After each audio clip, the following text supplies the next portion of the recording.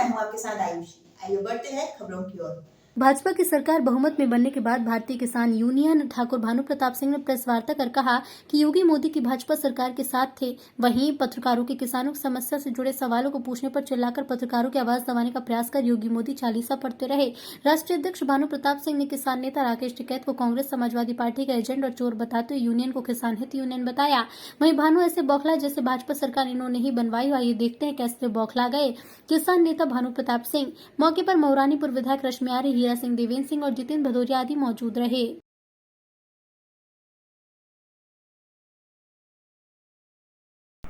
यहाँ पे बुंदेलखंड में हमारा इसलिए आना हुआ कि हमारे जो हीरा सिंह भदौरिया हैं और ये इंद्रजीत सिंह हैं, ये राष्ट्रीय महासचिव है, ये राष्ट्रीय उपाध्यक्ष है।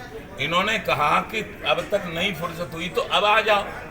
तो अब हम आए हैं और ये बताने आए हैं आप लोगों को कि इस समय जो सत्ता में योगी बाबा दोबारा आए हैं वो अपने कर्म की वजह से आए।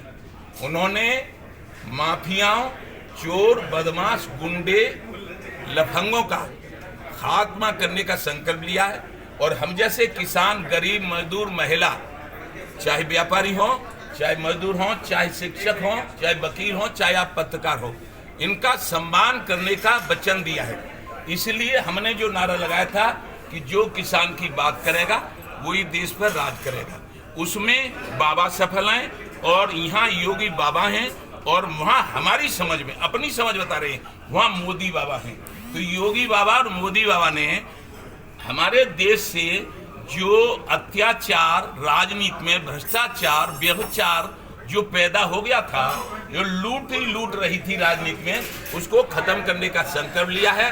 हम भी सच्चे ईमानदारी से जो हमारे बाबा हैं, रमेश बाबा, जो बरसाने के भगवान माने जाते हैं, ब्रज के भगवान माने जाते हैं, वो हमारे संरक्षक हैं।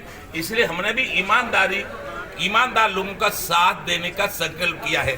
चाहे हमें कोई मार डाले, चाहे हमें जिंदा न छोड़े, लेकिन हम अपनी बात को बदल नहीं सकते।